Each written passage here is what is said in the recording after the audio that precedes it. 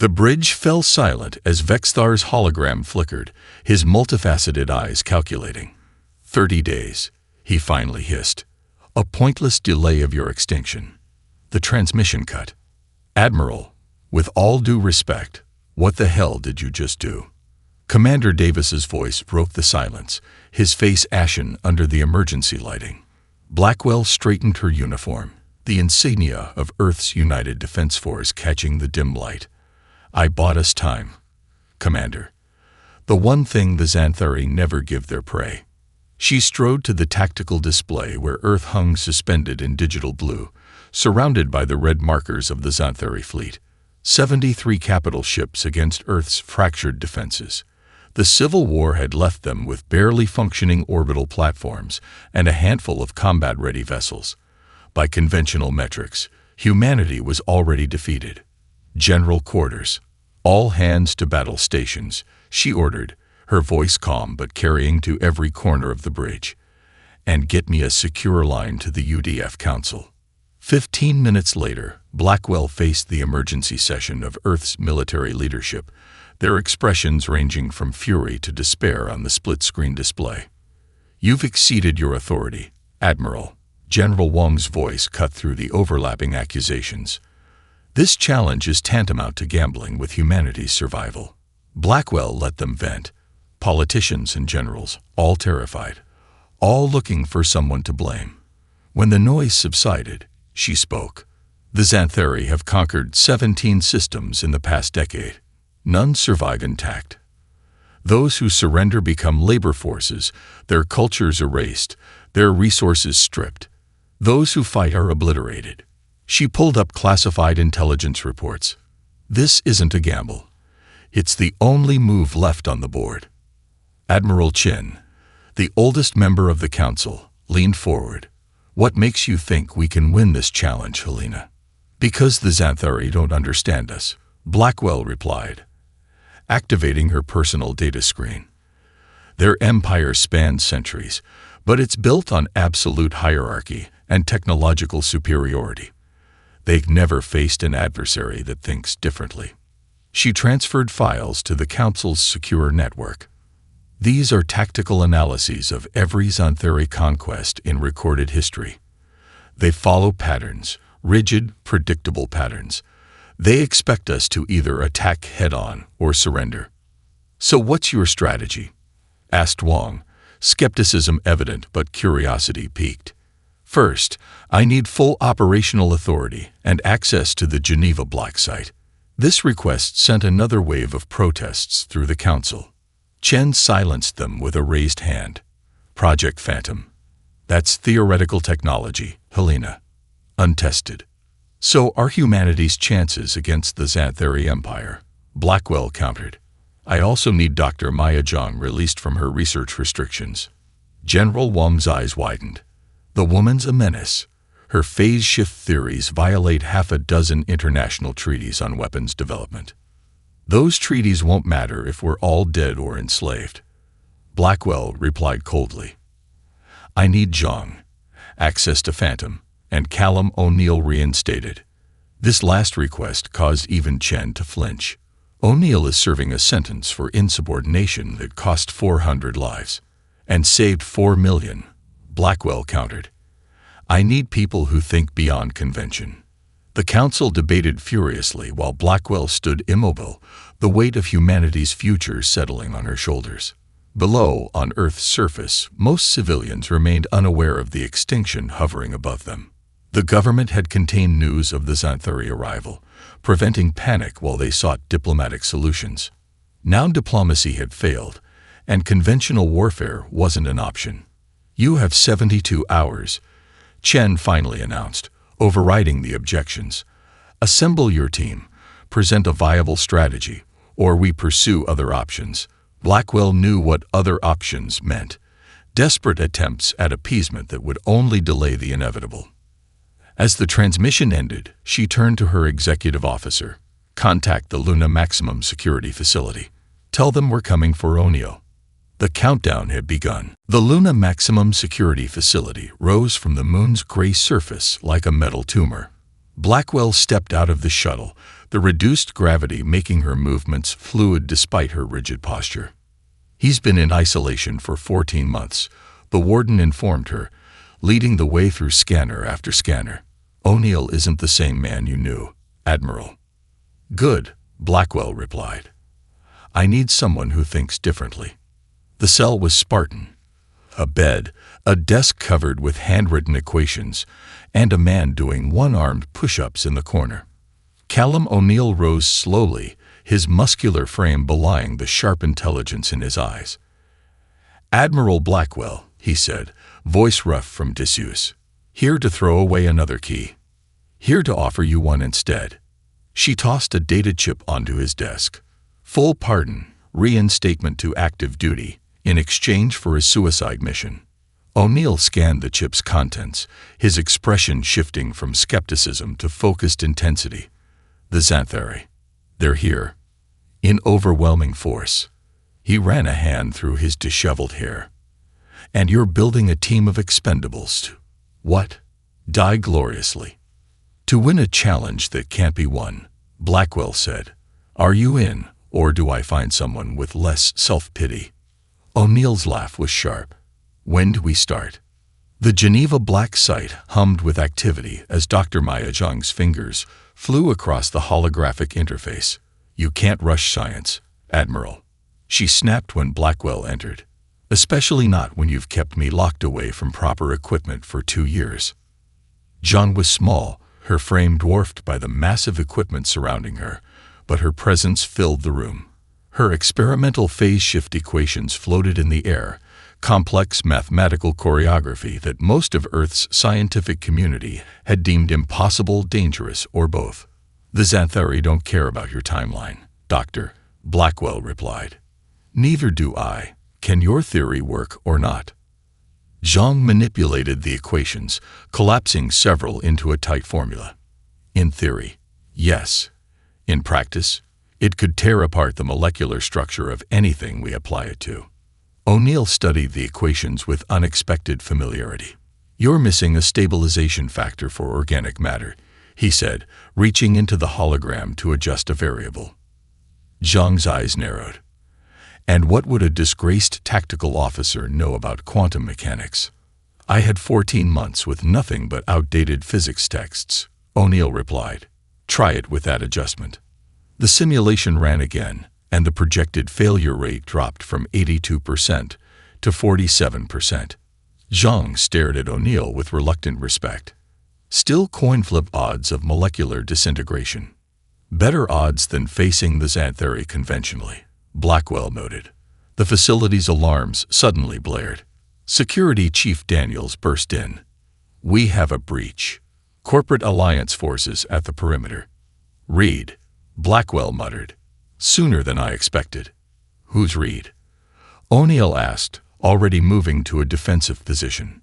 Malcolm Reed, director of the Corporate Alliance, believes surrender and collaboration with the Xanthari would be more profitable than resistance. Blackwell checked her sidearm.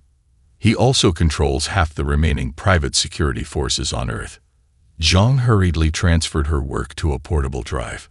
If they capture this research, they won't, Blackwell assured her, then activated her comm.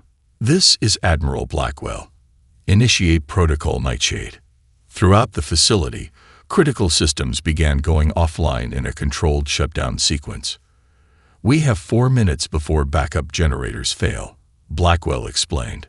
Extraction team is en route to the secondary exit. O'Neill raised an eyebrow. You planned for this? I planned for everything, Commander. As they moved through darkening corridors, the sound of gunfire echoed from the main entrance. Blackwell led them to a maintenance shaft where a single figure waited, a woman with subtle cybernetic implants visible at her temples and fingertips. Admiral, Zara Williams nodded. Transport is ready. I've scrambled their targeting systems, but it won't hold for long.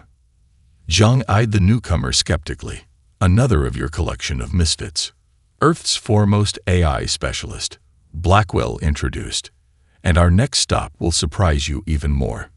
Where are we going? O'Neill asked as they climbed into the waiting transport. Blackwell's expression was grim. To meet our greatest risk and potentially our greatest advantage. A Xanthari defector. The Resilience's engineering bay had been converted into a makeshift tactical center, screens displaying the positions of Earth's meager defenders against the overwhelming Xanthari fleet. In the center, a containment field hummed around a tall, angular figure with iridescent scales and 4 upper limbs. Krell, the Xanthari defector, moved with unsettling grace despite the neural inhibitor attached to the base of his elongated skull. Your phase shift technology is impressive for a species at your development stage, he said, examining Zhang's equations through the field. But Xanthari sensors will detect the energy fluctuations. Not if we mask them with solar radiation, Zhang countered, gesturing to a diagram of Earth's star. We position for a coronal emission and use it as cover. O'Neill studied Krell with undisguised suspicion. Convenient that you're so helpful. What exactly made a high-ranking Xanthari officer betray his entire civilization? Krell's multifaceted eyes shifted, refracting light in complex patterns. The Empire is not what it once was. Vexthar's tactics have grown. Excessive. We were meant to be cultivators of lesser species, not exterminators.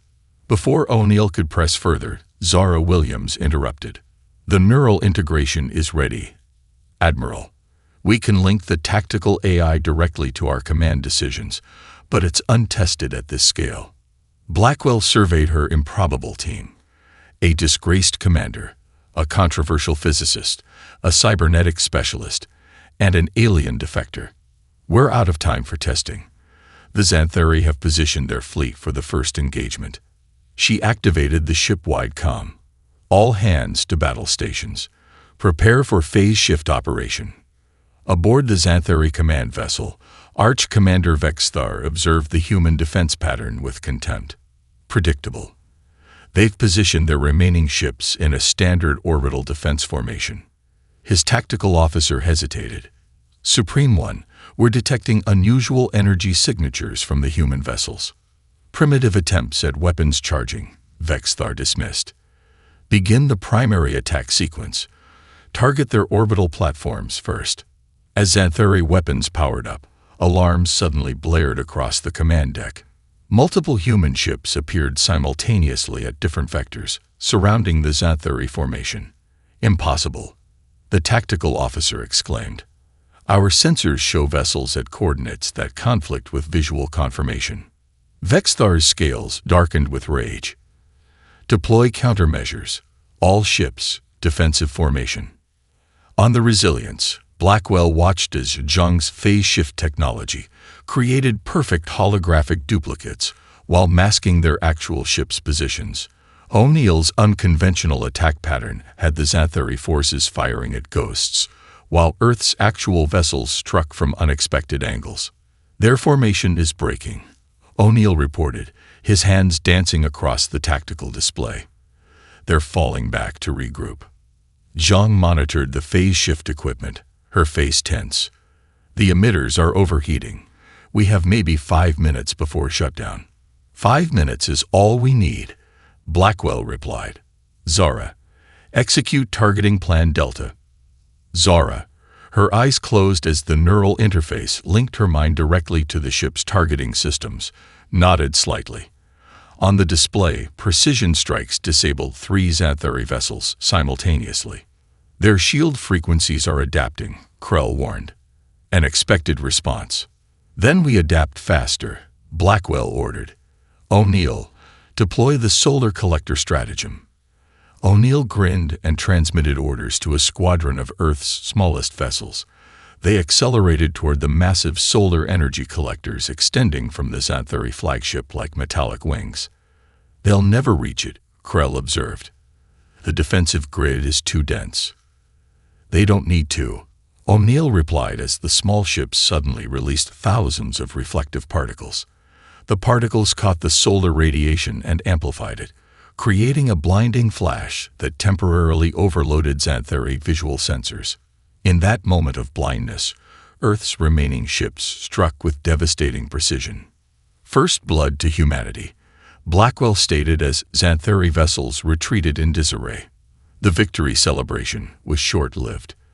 Lieutenant Park approached with a data tablet, her expression grave. "Admiral, we've intercepted a transmission." It was masked, but Zara managed to decode it. The screen showed Malcolm Reed entering the secure facility, greeting figures whose silhouettes were distinctly non-human. "Where was this taken?" Blackwell demanded. "Luna Base," Park replied. 2 hours ago. O'Neill studied the footage. "He's meeting with Xanthari infiltrators." "Worse," Krell interjected, his voice unnervingly calm. "Those are harvesters, genetic specialists. They don't participate in conquest unless the target species has been deemed collectible." The implication hung heavy in the air as Blackwell realized the challenge had just become far more complicated than a simple contest of military strategy. "Harvesters don't negotiate," Krell explained as the command team reviewed the footage for the third time. "They assess genetic viability for integration into the Empire's biological repository." "Integration." Zhang's expression darkened. "You mean experimentation." "Preservation. From the Xanthari perspective," Krell corrected. "Species deemed worthy have their genetic material archived and studied. The most valuable traits are synthesized into future Xanthari generations." Blackwell studied the alien defector and Reed. What could he possibly gain from this? Survival. Privilege. Krell's inner eyelids flicked in what might have been discussed. Collaborators are sometimes permitted to maintain limited authority over their own kind. O'Neill scoffed. "So Reed sells out humanity to become what? A well-treated pet?" Before Krell could respond, the Resilience shuddered violently. Warning klaxons blared as emergency lighting bathed the command center in crimson. Multiple impacts. Lieutenant Park shouted over the noise. "They targeted our phase-shift emitters specifically." "How?" Zhang demanded. "Those frequencies were masked." Another impact rocked the ship. Structural supports groaned under stress that exceeded their design parameters. "They shouldn't know those vulnerabilities," Zara said, her cybernetic implants pulsing rapidly as she integrated with the ship's systems. "Unless..." All eyes turned to Krell. "I've transmitted nothing," the alien stated flatly. "Check the logs," Blackwell ordered. "All communications, authorized and unauthorized." Zara's fingers danced across her console. "There's a data packet that left the ship during our last sensor sweep, but it's not from Krell's position. It originated from..." She paused, surprise evident in her voice. "Your private terminal, Admiral." "Someone's using my access codes," Blackwell realized. "Or you're the leak," O'Neill said quietly, his hand moving subtly toward his sidearm. The ship lurched again. A support beam tore loose from the ceiling, hurtling toward Blackwell. She dove sideways, but not quickly enough. The beam pinned her left leg to the deck. She bit back a scream as pain lanced through her. "Medical team to command," Zhang shouted into her comm. "Belay that," Blackwell countermanded through gritted teeth. "We're under attack. All medical personnel to critical stations." She locked eyes with O'Neill. "Get me up." O'Neill and Zhang carefully lifted the beam. Blood pooled beneath Blackwell's crushed leg as Zara applied emergency nanosealant to the wound. "Admiral, you need immediate surgery," Zara insisted. "What I need is to finish this mission," Blackwell replied. Her face had gone pale, but her voice remained steady. "O'Neill, you have command until I return. Continue the engagement." "And Krell?" O'Neill asked. Blackwell's eyes narrowed as she made a calculated decision. "Secure him in the brig. Publicly log that he's suspected of espionage." As medical drones finally arrived to transport her to surgery, Blackwell gestured O'Neill closer. In a voice too low for others to hear, she murmured, "There's a sealed directive in my personal files. Access code, Iron Echo 72. Executed." Hours later, as surgeons worked to reconstruct Blackwell's shattered leg, O'Neill sat alone in her office. The sealed directive displayed on the screen before him was audacious to the point of insanity. Feed Krell controlled misinformation. Make him believe we suspect nothing. Let him transmit. O'Neill understood the strategy immediately. If Reed had compromised their systems, they could use that channel to deliver false intelligence directly to the Xanthari command. He opened a secure channel to the brig. "Bring the prisoner to interrogation," he ordered, "and make it convincing." In his cell, Krell sat motionless, 4 arms folded in a posture of meditation. When the guards roughly escorted him to interrogation, he offered no resistance. O'Neill waited, a fabricated data pad prominently displayed on the table between them. "You transmitted our phase shift frequencies to your masters," he accused loudly, "for the benefit of any hidden monitoring devices." "I did not," Krell responded evenly. "Then explain how they knew exactly where to target." O'Neill slammed his hand on the table, then subtly tilted the data pad toward Krell. On it was written, "They're listening. Play along. We know it wasn't you." Krell's multifaceted eyes registered understanding without changing his outward demeanor. "Perhaps your security isn't as robust as you believe," he suggested. "Or perhaps," O'Neill continued the charade, "you should see exactly what your betrayal has cost us." He activated a display showing Blackwell's surgery in progress, alongside schematics for a supposed secondary defense system that existed only in his imagination. The game had begun. The only question was whether they could deceive the deceivers long enough to matter. The medical bay hummed with the quiet efficiency of automated systems. Blackwell lay unconscious, surrounded by a holographic display of her skeletal structure. The surgeon, a grim-faced woman with augmented vision implants, manipulated bone fragments through the display. "Titanium framework is in place," she reported to O'Neill, who stood at the doorway. "We've seeded nano-regenerators, but she won't walk without assistance for at least 3 weeks." "We don't have 3 weeks," O'Neill replied. "When can she resume command?" 24 hours, minimum, and that's pushing medical ethics to the breaking point." O'Neill nodded. "Then we have 24 hours to execute her contingency plan." In the restricted section of the Resilience's research lab, Zara Williams sat within a nest of cables and neural interfaces. Technicians attached monitoring devices to her temples as she closed her eyes. "The human brain isn't designed for this level of integration," the medical officer warned. "Previous tests showed significant risk of neural feedback." "Previous tests didn't have my modifications," Zora countered, eyes still closed as she prepared mentally. "The Xanthari can disable any standard AI we deploy, but they've never encountered a human-AI hybrid consciousness." Zong watched skeptically from her workstation. "Even if this works, the processing demands will fry your synapses within minutes." "Then we have minutes to make a difference," Zara replied calmly. "Initiate the link." The ship's tactical AI, normally a dispassionate voice providing combat analysis, began flowing into Zora's consciousness. Her body tensed, back arching as information flooded her neural pathways at incomprehensible speeds. The monitoring equipment spiked, warnings flashing across screens. "Her cortical activity is off the charts," the medical officer reported anxiously. "We should abort." "Wait," Zhang said, watching the data patterns with growing fascination. "She's stabilizing." Zora's eyes opened, but they were different now. Her pupils expanded and contracted rhythmically as streams of data visibly flowed across her irises. When she spoke, her voice carried harmonic undertones that echoed the AI's synthetic cadence. "Integration successful," she announced. "I can perceive the battlefield in its entirety. The Xanthari fleet movements, I can predict them seconds before they occur." O'Neill approached cautiously.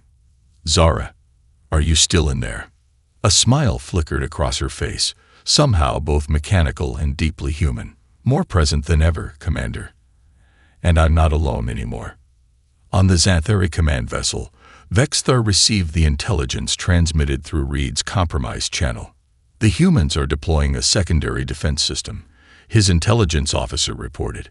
"Phase shift technology was merely a distraction from their true capability." Vexthar studied the schematics with growing interest. This contradicts our understanding of their technological development. Perhaps they've been concealing their advancements, the officer suggested. The information comes directly from Admiral Blackwell's terminal. Vexthar's scales rippled with suspicion. Too convenient. Deploy our electronic warfare suite, the full spectrum. If they have hidden systems, we will blind them all. The Xanthari attack came with overwhelming force. Energy weapons lashed out at Earth's defenders, while invasive code penetrated every electronic system. They're targeting our computers specifically, Lieutenant Park reported as systems failed across the ship. Standard countermeasures are ineffective. In the research lab, Zara remained eerily calm as technicians frantically tried to protect critical systems. They're using a multi-phase disruptor, she observed, designed to neutralize any known AI architecture. Can you counter it? O'Neill asked urgently. No AI could, Zara replied. But I'm not just an AI. She closed her eyes, interfacing directly with the ship's defense systems. I'm introducing randomness, intuitive leaps, emotional responses, human elements they can't predict.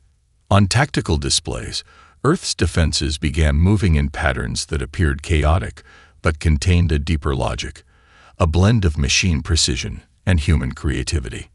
The Xanthari electronic assault faltered, their algorithms unable to predict or counter the hybrid defense. It's working, John whispered in disbelief. O'Neill nodded grimly. But for how long? As if in answer, blood began to trickle from Zora's nose, ears, and eyes, the physical price of her neural integration. 3 minutes until critical neural damage. The medical officer warned. That's all we need, Zara replied, her voice weakening even as her hybrid consciousness guided Earth's forces into position for a devastating counterstrike. The battle reached its climax as Zora executed her final command sequence, a precisely timed attack that crippled 3 Xanthari capital ships simultaneously. As the enemy forces reeled, she whispered, "Disengaging now," and collapsed into unconsciousness. The medical team rushed to stabilize her, but O'Neill's attention was drawn to a priority alert on his command screen. A massive energy signature had just appeared at the edge of the solar system, larger than anything they had yet encountered. The Xanthari Emperor had arrived. The Emperor's vessel defied human comprehension. Unlike the angular, predatory lines of standard Xanthari warships, it resembled a vast, crystalline organism, pulsing with internal light and spanning nearly 20 kilometers from end to end. As it entered Earth orbit, all hostilities ceased. Both human and Xanthari forces went silent, as if in mutual recognition of a power that transcended their conflict. "Is it scanning us?" Zhang asked, observing the unusual energy patterns emanating from the vessel. "Not scanning," Krell replied, his voice hushed with what might have been reverence or fear. "Perceiving. The Emperor's consciousness extends beyond his physical form. A transmission cut through all channels simultaneously, overriding communication protocols. The holographic projection that materialized on the Resilience's bridge was unlike any Xanthari they had encountered. The Emperor's form was massive, ancient, a blend of biological and technological components so seamlessly integrated that it was impossible to determine where flesh ended and machine began. Multiple eyes arranged in geometric patterns studied them with unsettling intensity. Admiral Helena Blackwell, the Emperor spoke, his voice resonating at frequencies that made the ship's hull vibrate. "I would converse with you directly." O'Neill stepped forward. "Admiral Blackwell is recovering from injuries sustained in battle. I am acting Commander O'Neill." "No," the Emperor replied with certainty. "She is conscious now. Her mind is interesting." In the medical bay, Blackwell's eyes had indeed opened. Despite the surgeon's protests, she was already attempting to sit up, the mechanical brace on her reconstructed leg whirring as it adjusted to support her movement. "The Emperor," she stated rather than asked. "He's here." An hour later, Blackwell stood in the shuttle bay, supported by her newly fitted exoskeletal brace. Her uniform had been replaced with a formal dress variant, the insignia of Earth's United Defense Force prominently displayed. O'Neill stood beside her, tension evident in every line of his body. "This is either the greatest opportunity we'll ever have," he said quietly, "or a trap that ends everything. If the Emperor wanted us destroyed, he wouldn't bother with conversation." Blackwell replied, "There's something else at play." A transport sphere of impossible geometry materialized in the bay, its surface rippling like liquid metal. It opened without a discernible seam, revealing a chamber that seemed larger inside than its external dimensions would allow. "I go alone," Blackwell stated, anticipating O'Neill's objection. "Admiral, that's an order, Commander. If I don't return, execute the final protocol." She stepped into the sphere, which sealed around her and vanished. The Emperor's inner sanctum defied Blackwell's attempts to process it cognitively. Spaces folded upon themselves in ways that should have been impossible. Living technology pulsed and flowed throughout the chamber, responding to the Emperor's presence. The massive being himself sat within a nexus of energy and information, partially merged with the ship itself. "You have surprised us, Helena Blackwell," the Emperor's voice reverberated directly in her mind. "Few species warrant my personal attention." Blackwell stood firm despite the pain in her leg and the disorientation of the impossible space. "We fight for our survival, as any species would." "No, not as any would."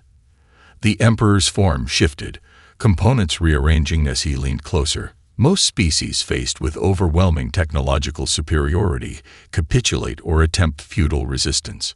You challenged us to a game with rules. You adapted. You employed creativity." He gestured, and the chamber transformed around them. Holographic recreations of previous encounters materialized. Planets and civilizations Blackwell didn't recognize, all facing Xanthari conquest, all failing. 17 sentient species have been tested in my reign. All were found insufficient. Tested. Blackwell's eyes narrowed. This challenge was never about Earth's surrender or resistance. It was an evaluation. Perceptive. The Emperor seemed pleased. "The Xanthari conquered the galaxy 5 millennia ago, Admiral, and that conquest became our prison." The holographic displays shifted again, showing the evolution of Xanthari civilization, from a society of diverse thought and innovation to one of rigid hierarchy and stagnation. "We no longer evolve meaningfully," the Emperor continued. "Our biological and technological advancement has reached its asymptotic limit. We exist, but we no longer grow."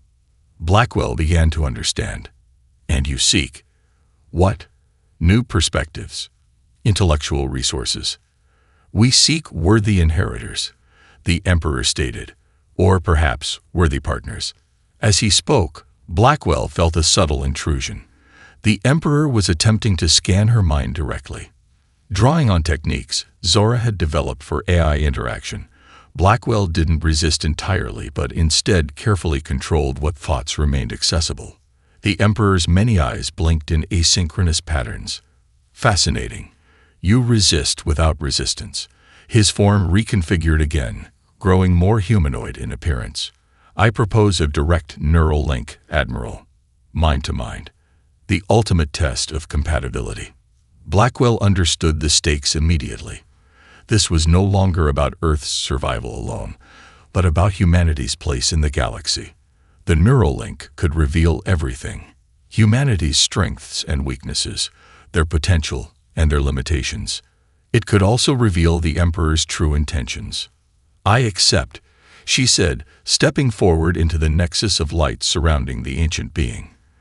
The neural link engulfed Blackwell like a tidal wave of consciousness. Her sense of self disintegrated momentarily as the Emperor's vast mind enveloped hers. Millennia of memories flashed through her awareness: the rise of Xanthari civilization, the wars of unification, the great expansion across the stars, and then the long, inexorable slide into stagnation. She witnessed the Emperor's growing desperation as each encountered species failed to provide the spark the Xanthari needed. Some were technologically primitive, others were advanced, but thought too similarly to the Xanthari themselves. None offered the combination of traits that might revitalize an empire in decline. The Emperor, in turn, experienced humanity's turbulent history, the constant warfare and near extinctions, but also the explosive creativity born from diversity of thought. He witnessed Earth's scientific revolutions, artistic achievements, and the peculiar human ability to thrive in chaos rather than being destroyed by it.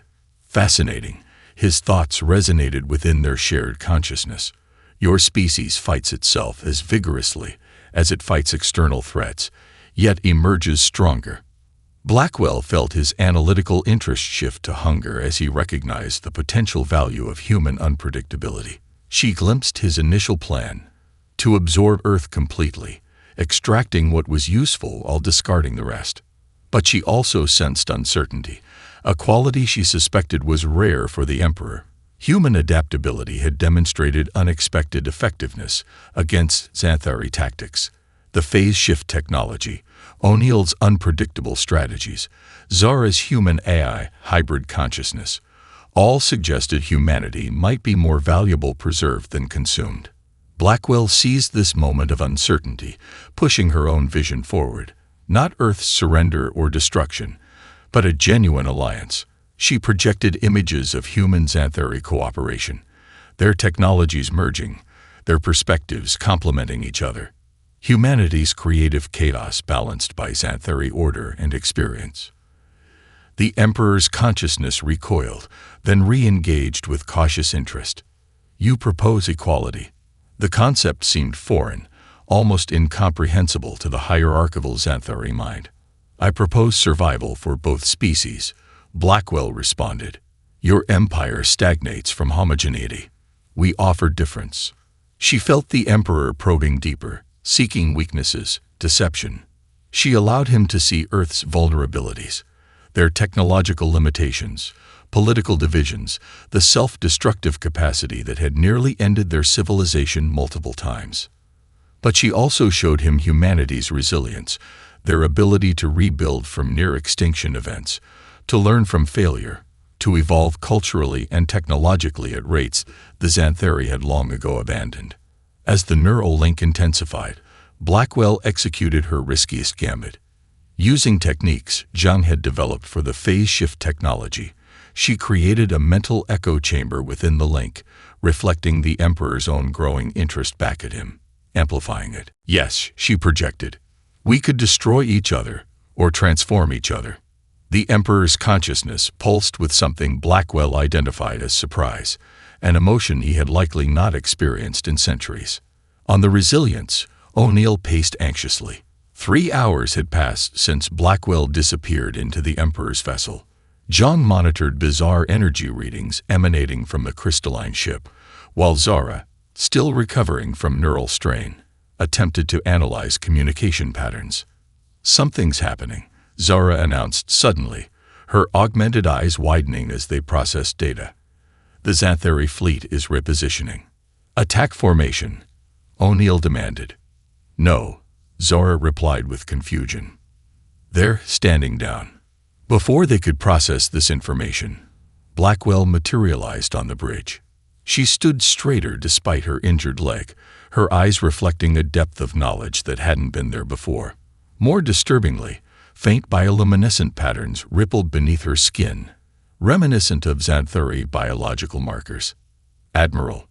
O'Neill approached cautiously, one hand near his weapon. Stand down, Commander, Blackwell said, her voice carrying unusual harmonic overtones. The challenge has been decided. In whose favor?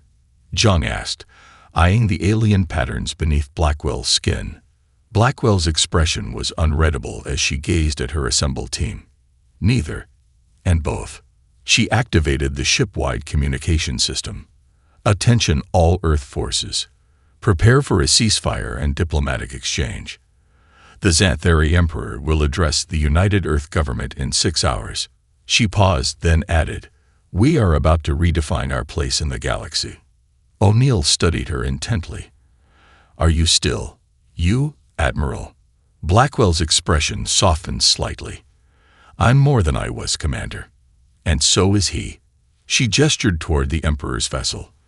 "We have achieved something unprecedented, genuine understanding." "At what cost?" Zara asked quietly, noting the alien changes in Blackwell's physiology.